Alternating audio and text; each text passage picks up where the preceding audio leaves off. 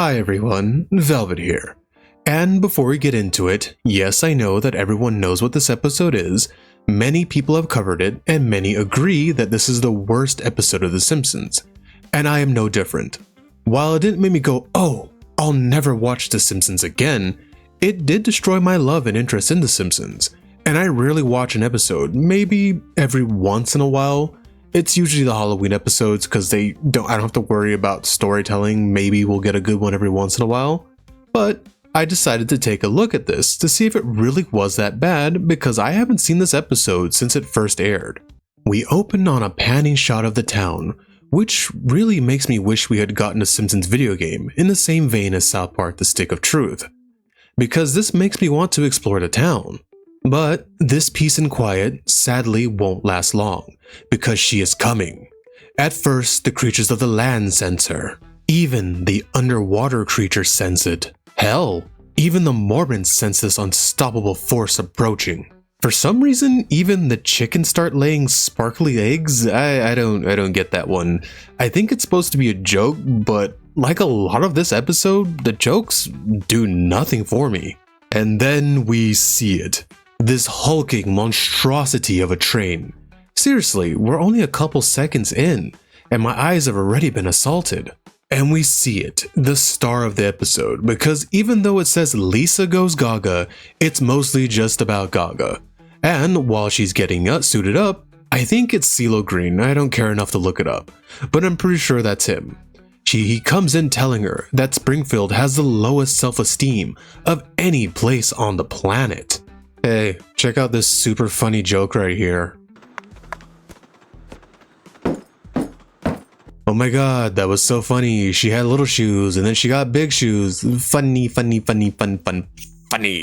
But enough about Gaga. We are taken to the Springfield school, well, Springfield Elementary, where we see Lisa has won an award for being the most unpopular kid in school, which brings her to tears.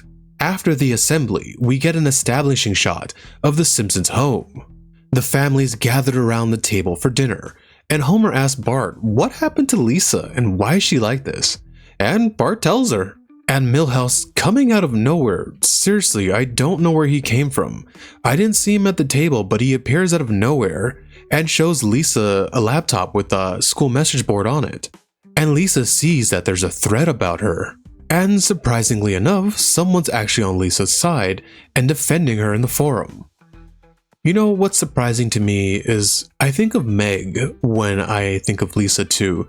You know, on Family Guy, they always crap on Meg and make fun of her, but the thing is, I like Meg. She's a fun character.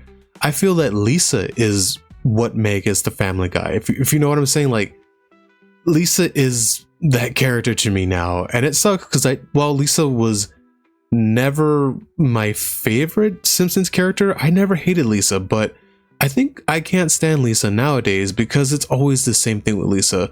Lisa wants a friend. Lisa wants a boyfriend. Lisa does some annoying activist thing, or in this case, Lisa meets a celebrity. I guess to sum it up, if it's a Meg episode of Family Guy, I'm gonna watch it. It's probably gonna be funny. But if it's a Lisa episode of Simpsons and I'm already not feeling Simpsons as much as I used to back in the day, I'm definitely not gonna watch a Lisa episode. They're almost always terrible nowadays. Worse than the usual worst we have now with Simpsons. Honestly, yeah, I'm just as surprised as Maggie. And like most people, if you know anything about The Simpsons, you would think it's Milhouse sticking up for Lisa because he has a huge crush on her. But Milhouse admits that it's not him because if it was him, he has a hard time telling the truth and they would know. So we definitely know it's not Milhouse. But the next day at school, it looks like the tides are changing for Lisa, and people actually kind of are warming up to her because the person sticking up for her in the forum. But just as things are going well, Lisa drops her backpack, spilling all of the continents on the floor. Bart picks up the notepad, and it has the same comments on it from the forum from the person that was protecting Lisa. Oh my god, it was Lisa! Lisa was the one protecting Lisa? Bart happened to do that in front of the whole school, it looks like, causing Lisa to be humiliated once again, and running off and crying once again. For some reason, this triggers Gaga's Gaga sense. I don't know what to call it. I don't even know what this is. Here, I'll even show you. Here, take a look. Oh, wait a minute. No. Make it stop. But apparently, everybody in Springfield loves Gaga. They've all turned out, even Mr. Burns, which I just can't see Mr. Burns liking Lady Gaga. Smithers? Yeah, but not Burns. We cut to Lisa wallowing in her sorrow. Marge and Homer barge into the room trying to find a way to cheer up Lisa. Homer sees that Lady Gaga is in town for some reason he wants to go see her because that'll cheer up Lisa somehow. I don't know. You know, I know this episode's a normal 24 minutes, but God, it feels so long. Again, seriously, everybody's out here for Gaga? I just don't get it. Even Fat Tony? Come on, Fat Tony? Sorry, I don't really want to be here. Yo, do I like Lisa in this episode? Because yeah, I'm with her. I don't want to be here either. Gaga emerges from that monstrosity of a train, covered in hummingbirds that make her hover. They try to make her so quirky in this episode, but it's so off-putting. Do you remember the older days of the Simpsons episodes where they'd have a celebrity guest and they're actually clever about it? And back then, just, didn't just slob the celebrity's knob? Remember the Michael Jackson episode? It was Michael Jackson, but he wasn't Michael Jackson. He was some overweight balding guy in a jail cell. I think he was in jail, and he helped Bart write a song. Now it's just like, look, it's Lady Gaga. Look, she's amazing, isn't she? Look, don't you love her? No, do something clever with her. This was just so on the nose. I hate it. It's just in your face with, look, she's so amazing. Tell us in song. Because... With theatricality. Come on, I woke up for this. I hate you, Mo. Seriously, there's no way in hell Mr. Burns would be a giant Lady Gaga fan. It should be Smithers. It just doesn't make sense. But in the crowd, the bullies find Lisa and start mocking her again, which puts her mind right back onto when she was being depressed in the first place. And don't worry, I skipped the song. I don't know. I don't even know what it's about. Who cares? It's garbage. Next. Gaga starts spazzing out again, causing her to sense and lock onto Lisa. She teleports off stage to hunt down Lisa. It's me, Gaga, but no one must know. Gaga, Gaga, Gaga.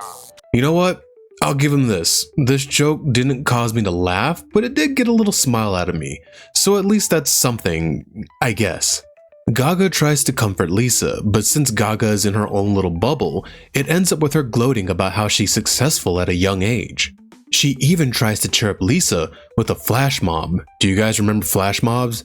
Yeah, I thought they were cringy back then when they were still popular. So this isn't working for me now in 2025. I'm not leaving here until I restore your sense of hope. I don't know, man. That sounds like a threat to me. And Lisa tells Gaga that she would like to be left alone, which I understand. When I feel like crap, I don't want anyone to cheer me up. I just want to work it out by myself. I'll figure it out. That's just how some people are. Lady Gaga, meet your biggest threat, Baby Goo Goo. That's so funny. Like that joke hasn't been done a bajillion times with her name. So funny, so original. God, The Simpsons used to be the pinnacle of humor. Simpsons used to be up there. Their jokes. They used to be jokes within jokes wrapped in a joke. And now it's just, haha, baby, goo goo gaga, you did a funny. But after bugging Lisa, Gaga goes downstairs with Marge. And Marge tells her that it's hard to be there for Lisa because she's so smart. Lisa, who wants to be left alone, is in a park trying to be left alone with her thoughts. And Lady Gaga rears her head again, telling Lisa that she now has to stop being depressed and be happy now. But that's not how that works. You just can't turn it off and on. Yeah, you could wear a mask and fake it, but you need time to get over stuff. And it just makes me dislike Gaga so much more because she's an adult. She should know this. But seriously, I went into this episode ready to hate Lisa, but Lisa actually does something really cool here. She stands up to Gaga and tells her this.